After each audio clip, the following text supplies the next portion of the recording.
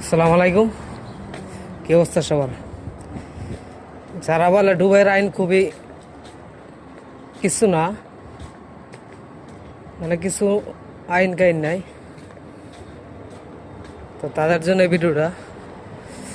দুবাইয়ের যে আইন ভাই, এটা সৌদির আইন থেকে করা আইন। দুবাই একজনের ফটো একজনে তোলা যেত না, কোনো ভিডিও ছাড়ানো যেত না, এগুলো দুবাইয়ের আইন।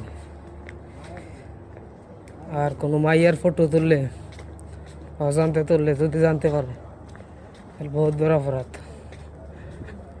আর কোনো পুরুষের ছবি তুললেও সমস্যা, কোনো ধরনের ভিডিও ছাড়তে পারবো না। এটা হচ্ছে দুবাই। আর সৌদি আরব মানে টিকটকার ও মানে নানান ধরনের সব কিছু ভিডিও করতে পারে, তো এইখানে এটা হয় না।